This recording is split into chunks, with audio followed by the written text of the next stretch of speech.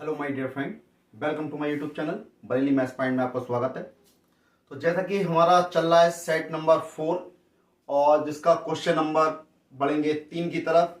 उससे पहले मेरे चैनल पर जो भी नया हो चैनल को सब्सक्राइब जरूर करें, बेल आइकन दबाना ना भूलें, वीडियो को लाइक करें, शेयर करें, कमेंट करें। तो बढ़ते हैं क्वेश्चन नंबर 3 की तरफ। तो क्वेश्चन नंबर 3 में क्या कहा यह है भाई, पहला क्वेश्चन नंबर 2 दोनों करा दिए हैं, जिसका लिंक आपको वीडियो का डिस्क्रिप्शन में मिल जाएगा। तो बढ़ते हैं क्वेश्चन नंबर 3 पर। क्वेश्चन नंबर 3 में आपको कहा सभी खंड करने हैं, सभी खंड कीजिए। और प्रश्न नंबर तीसरे का दिया है कि मान लीजिए आपको दिया गया है, मान लीजिए कि फंक्शन दिया है एफ कैपिटल एक्स वाई एक फलन है। क्या है? एक फलन है। x में एक संबंध, x में एक संबंध r निम्नवत है, निम्नवत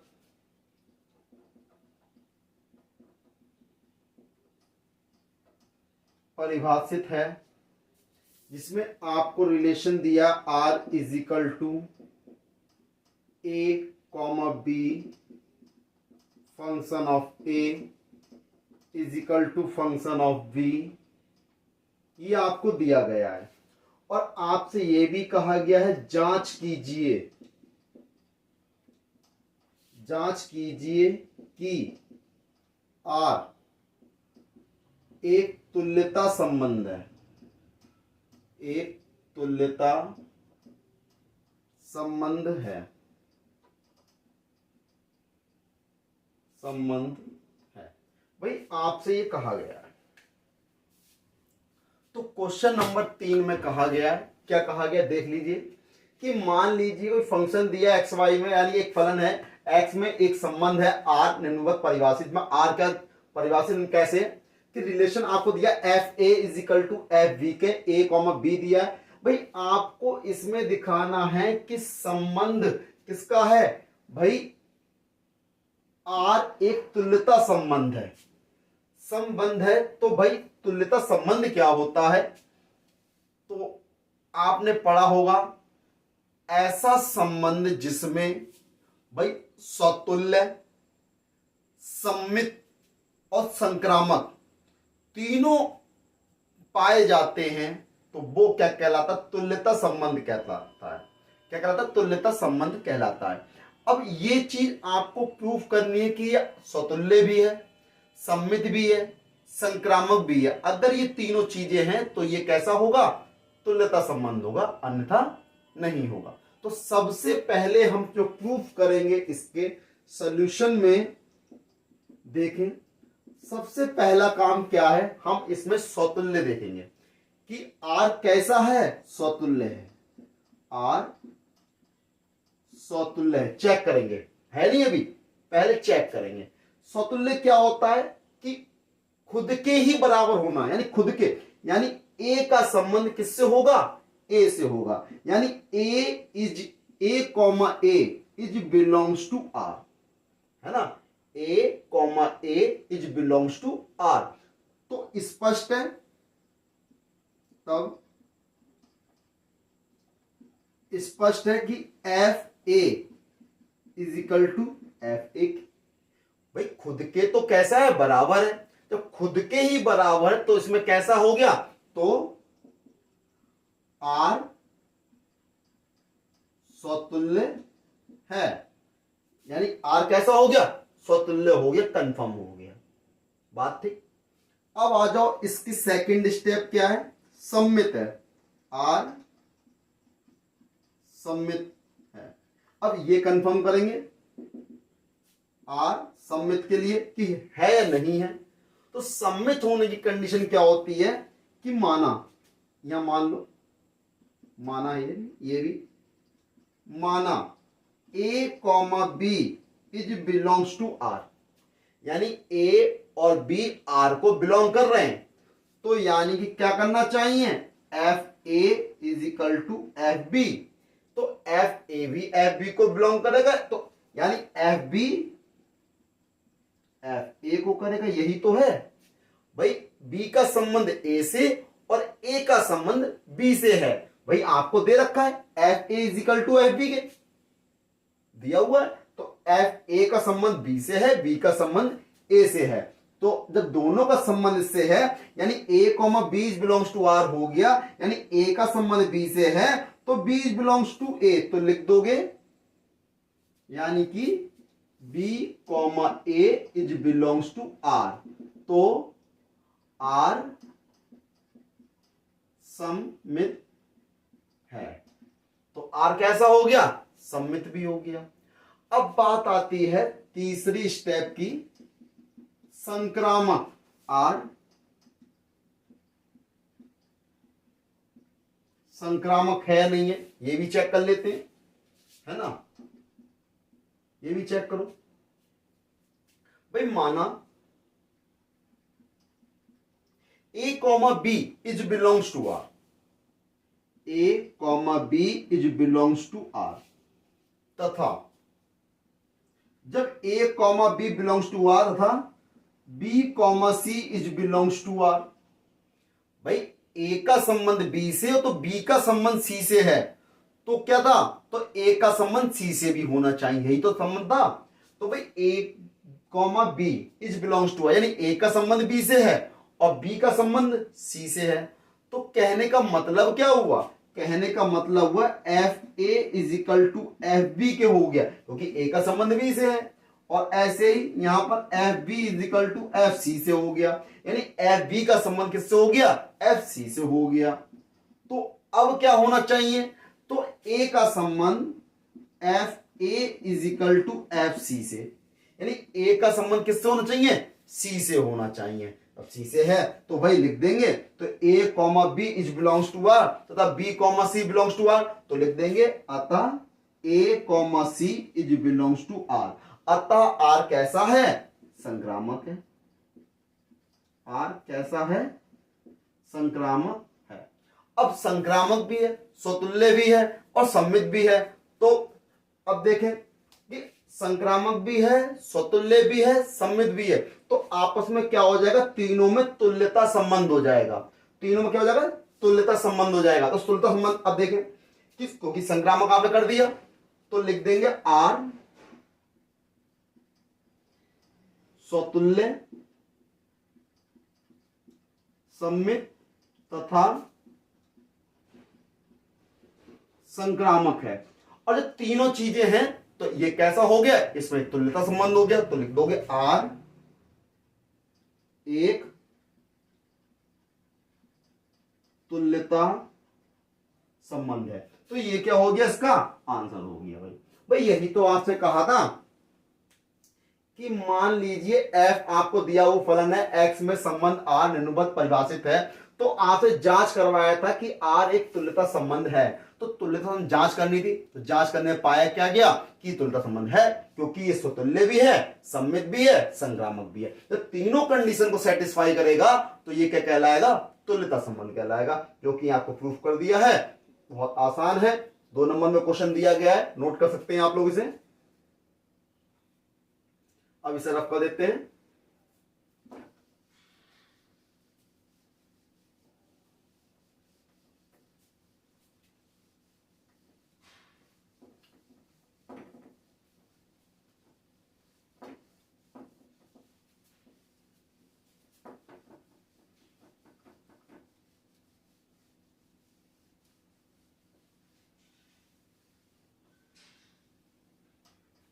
अब देखें, अब इसके अगला क्वेश्चन है कि इसका सेकंड पार्ट है खाखंड कि सिद्ध कीजिए।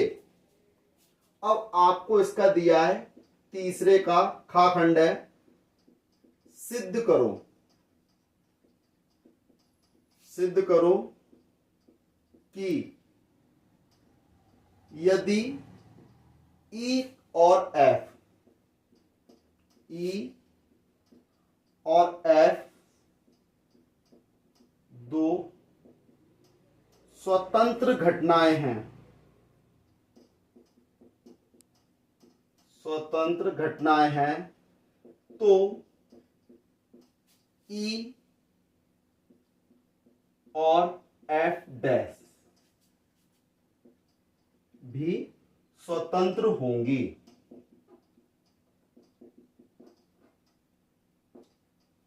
भाई ये आपको प्रूफ करना है कि सिद्ध करो कि यदि ई और एफ दो स्वतंत्र घटनाएं हैं तो आपको सिद्ध करना है ई और एफ डैश भी स्वतंत्र घटनाएं होंगी। क्वेश्चन 2 नंबर में दिया गया, प्रायिकता का क्वेश्चन दिया गया है, बहुत ही अच्छा है, लेकिन थोड़ा सा समझने के लिए है। अगर दो घटनाएं स्वतंत्र होती हैं तो कंडीशन क्या होती है भाई, पता होनी चाहिए। तो सबसे पहले तो आप क्या करोगे, सॉल्यूशन में देखना भाई उसने किसकी बात करी है, स्वतंत्र घटनाओं की। तो स्वतंत्र घटनाओं की बात करिए, स्वतंत्र घटना के लिए करते क्या है, स्वतंत्र घटना के लिए भाई अगर कोई दो घटनाएं स्वतंत्र हैं तो उनका इंटरसेक्शन यानी कि probability E intersection F is equal to क्या होता है, probability E into probability F. इतनी बात है, होती है। और यही तो बात दे रखी है आपको कि ई और एफ दो स्वतंत्र घटना है, तो ये तो आपको दिया है ना इतना कि उन्होंने ये कहा है ई और एफ दो स्वतंत्र घटनाएं। अगर स्वतंत्र घटना है तो ये कंडीशन तो सेटिस्फाई करती है, तो यानी इतनी बात आपको दे रखी है। अब सिद्ध क्या करवाया आपसे वो देखें।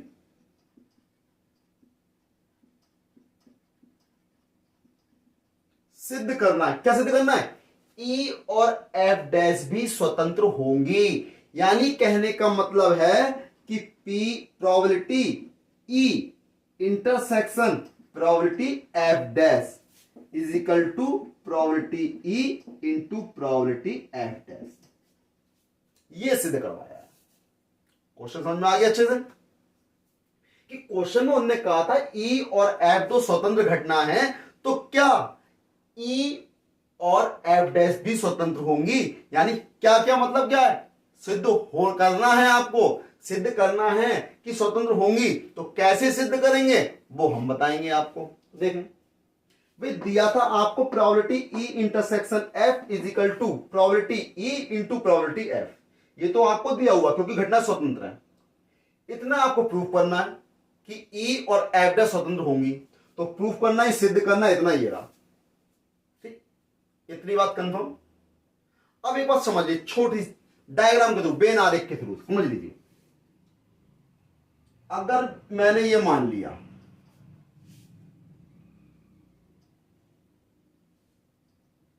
ये कोई ई है घटना, ये कोई एफ है, मान लिया ई और एफ, और ये दोनों का क्या है, इसको बोलेंगे ई इंटरसेक्शन एफ। यही तो है, ई इंटरसेक्शन एफ है। बात क्लियर।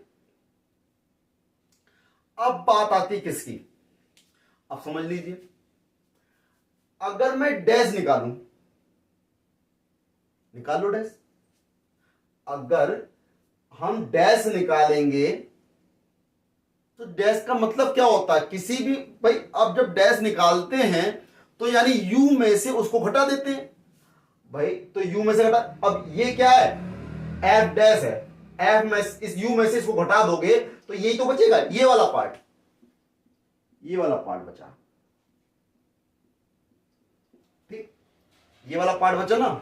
अब देखें तो भाई क्या कि probability E intersection F dash is equal to probability E intersection F dash is equal to probability E, भाई ये तो है ही है, प्रोबेबिलिटी ई है, माइनस क्या होगा कि प्रोबेबिलिटी ई में से क्या माइनस कर दें, प्रोबेबिलिटी ई, भाई यही तो है, इस ई में से, इतने में से मैं इंटरसेक्शन को गायब कर दूं, प्रोबेबिलिटी ई इंटरसेक्शन एफ, यही तो मतलब हुआ भाई। एफ डैश क्या हुआ, अब यानी कि जब निकाला आपने ये पार्ट, अब इतने वाले पार्ट, ये वाला पार्ट है, इसको मैं क्या करूंगा, तो भाई इंटरसेक्शन वाला को गायब करना पड़ेगा, तो भाई ई इंटरसेक्शन एफ हो गया। अब देखिए probability E intersection F dash is equal to probability E, ये रहा भाई। ई इंटरसेक्शन एफ किसके बराबर है, ई इंटू एफ के, दिया हुआ ना, तो इसको लिख लो probability E into probability F के। अब प्रोबेबिलिटी ई यहां भी है यहां भी है, कॉमन कर लो, कॉमन कर ली, यहां क्या रह गया 1 माइनस का प्रोबेबिलिटी एफ रह जाएगा, और यहां क्या चल रहा है, probability E intersection F dash. अब 1 minus probability F, 1 minus probability F क्या होता है भाई, एफ डैश हो गया इसका, ये नॉट हो गया, तो इसको क्या लिखेंगे, अतः P probability E intersection F dash is equal to probability E, और 1 माइनस प्रोबेबिलिटी एफ का मतलब क्या हो गया, प्रोबेबिलिटी एफ डैश, यही तो होता है। चूंकि करके नोट कर लो चाहो तो भाई, इस चीज का ध्यान रखो, प्रोबेबिलिटी अगर आपको दे रखी है A dash is equal to 1 minus probability A होता है, ठीक। अगर किसी का डैश क्या हो, यानी नॉट प्रोबेबिलिटी क्या होता है, यानी उसको 1 में से माइनस कर दो तो नॉट आ जाएगा, यानी डैश आ जाएगा उसका, तो भाई 1 माइनस पी एफ क्या हो गया, पी एफ डैश हो गया। तो भाई यही तो प्रूफ करना था, तो हैंस प्रूफ, भाई प्रूफ हो गया। क्या प्रूफ हो गया कि probability E intersection F dash is equal to probability E into probability F dash, यही सिद्ध करना था, यही सिद्ध करना है। तो ये क्या हो गया, इसका आंसर हो गया। क्वेश्चन थोड़ा घुमा दिया था, लेकिन घबराने वाली बात नहीं है, उनने जो कहा है उसके अकॉर्डिंग चलो। ए और एफ दो स्वतंत्र घटना है, तो आपको सिद्ध करना है ई और एफ डैश भी स्वतंत्र होंगी। तो स्वतंत्र होंगी, स्वतंत्र कंडीशन क्या होती है कि प्रोबेबिलिटी ई इंटरसेक्शन एफ बराबर probability E into probability F.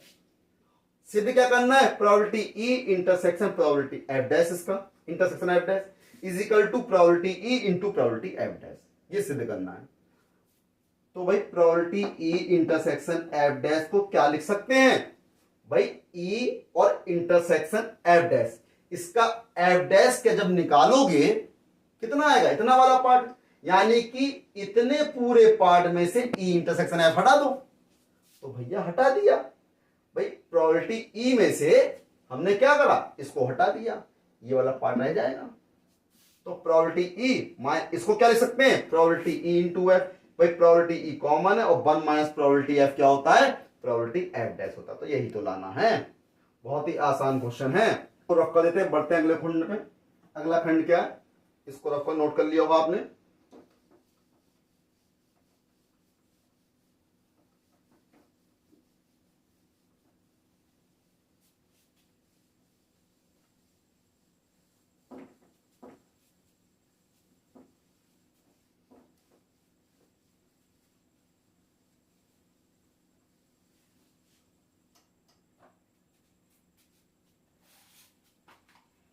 देखें, अब है तीसरे का गाखंड। तीसरे का गाखंड है कि सिद्ध कीजिए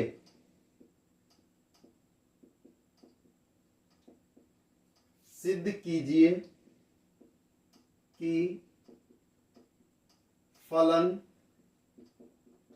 F X is equal to X cube minus 3x square plus 4x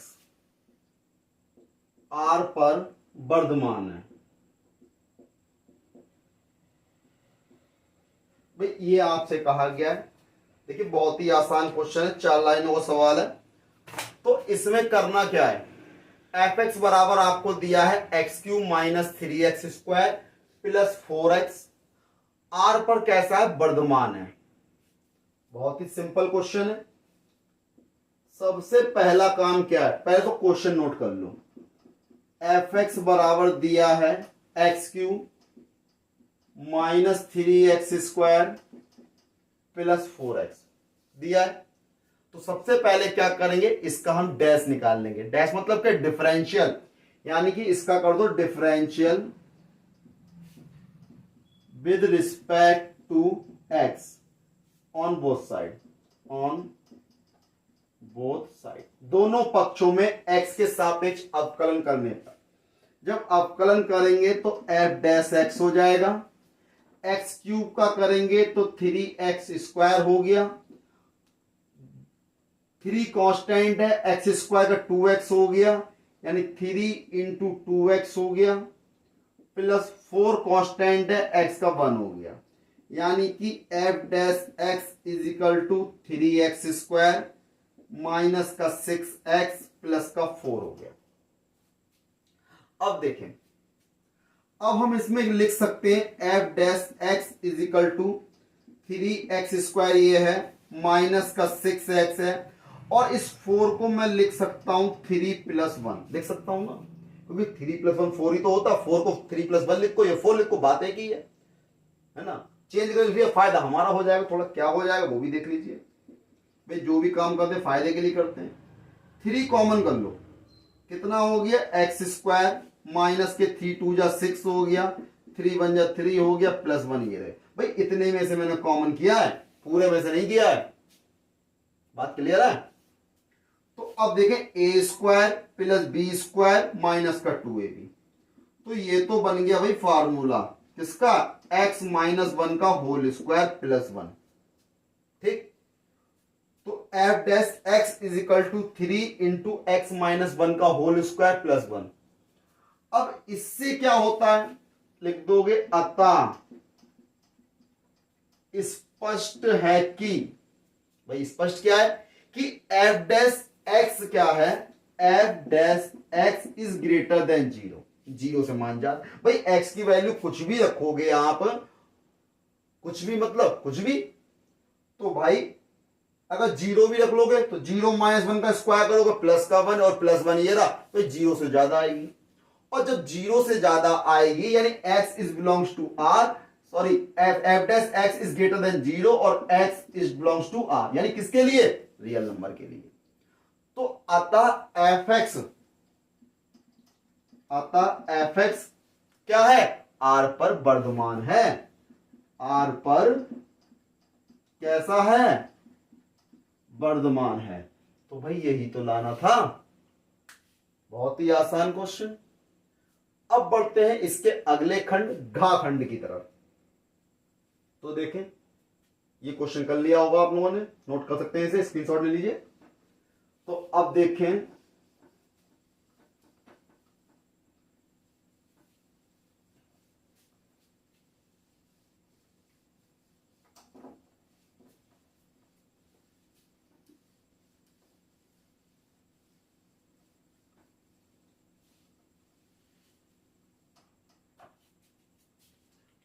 अब इसका घा खंड है।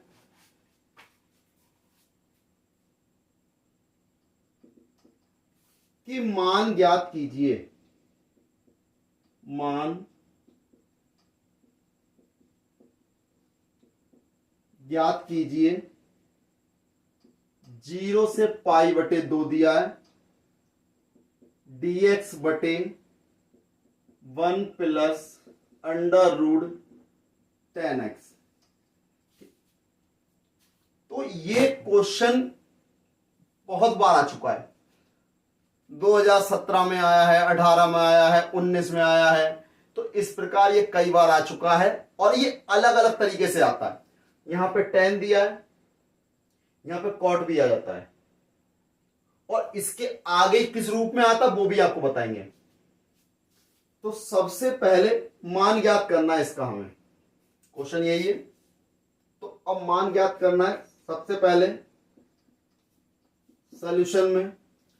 तो मान ज्ञात करेंगे, हमने क्या करा, सबसे पहले i = मान लेंगे 0 से π/2 dx बटे 1 प्लस अंडर रूट 10x दिया है, तो पहले इसे चेंज कर लेंगे, 0 से पाई बाई 2 दिया है, तो अब dx है भाई 1 प्लस 10 को लिख सकते हैं साइन अपॉन कॉस, तो इसको हमने लिख लिया under root sine X upon under root cos x.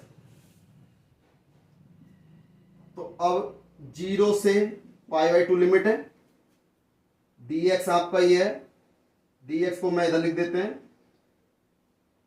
यहां पे अपॉन 1 लेके ले लेंगे एलसीएम, तो क्या आएगा अंडर रूट कॉस एक्स, तो अंडर रूट कॉस एक्स की 1 से इंटू होगी, कितना हो जाएगा अंडर रूट कॉस एक्स हो जाएगा plus under root sine X हो जाएगा, dx हमने लिखा ही है। अब ये क्या थर्ड डिवाइड है, थर्ड डिवाइड कहां जाएगी ऊपर, तो ये हो जाएगा 0 से pi by 2, under root cos पहुंच गया ऊपर, अंडर रूट कॉस एक्स बटे under root cos X plus under root sine X DX. अब ये क्वेश्चन आपको इस प्रकार से आएगा, वरना इस रूप में लिखा हुआ आएगा। अब यहां से एक नया क्वेश्चन बन गया आपका, यहां पे चेंज होगा कॉस की, यहां साइन होगा, यहां साइन यहां कॉस, इस तरह चेंज हो सकता है, ठीक, यहां कॉट हो सकता है, टेन हो सकता है, यानी यही क्वेश्चन 3-4 तरीके से आता है। तो इसे हम क्या कर लेंगे, समीकरण नंबर 1 मान लेंगे, ठीक। अब समीकरण 1 मान ली है, तो अब इसको हम कैसे करेंगे भाई, आपने इंटीग्रेशन की प्रॉपर्टी होती है 0 to a f x dx is equal to 0 to a f a minus x dx। ये प्रॉपर्टियां आपको लिखना नहीं भूलना है, डायरेक्ट नहीं करना, यानी प्रॉपर्टी आपको शो करनी है, फिर आपको इसका यूज करना है, ठीक, लगाएंगे। तो समीकरण 1 में हमने प्रॉपर्टी लगा दी, तो ये 0 से पाई बाई 2 ये है, तो यहां कितना हो जाएगा under root cos pi by 2 minus X हो गया, बटे में under root cos pi by 2 minus X plus under root sine pi by 2 minus X, और dx आपका ये है i इज इक्वल टू 0 से पाई बाई 2 ये है। अब cos 90 माइनस थीटा क्या होता है साइन थीटा, तो ये क्या हो गया under root sine X upon cos 90 minus theta sine theta, यानी under root sine X plus sine 90 minus theta cos theta, यानी कि under root cos X DX. Equation number 2 भाई, ये समीकरण नंबर 1 हो गई, ये समीकरण नंबर 2 हो गई। अब क्या करेंगे, समीकरण 1 व 2 को जोड़ने पर, समीकरण 1 व 2 को जोड़ने पर, जब समीकरण 1 व 2 को जोड़ेंगे तो देखो i प्लस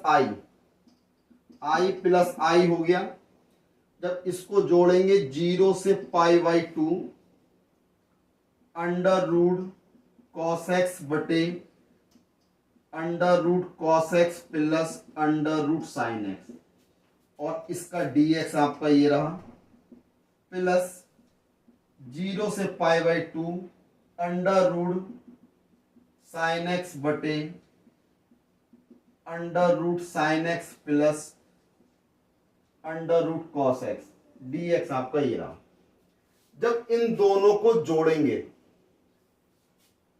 i और एक कितने हो जाएंगे 2i हो गए, लिमिट 0 से पाई बाई 2 हो जाएगी। जब दोनों को जोड़ेंगे तो लिख देंगे अंडर रूट कॉस एक्स बटे under root cos X plus under root sine X और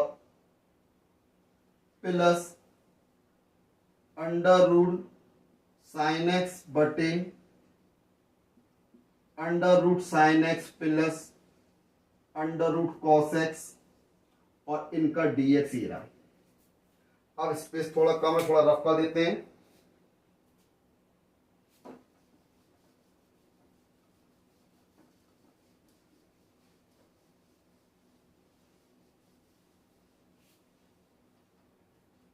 देखिए 2i is equal to limit 0 से π/2 है।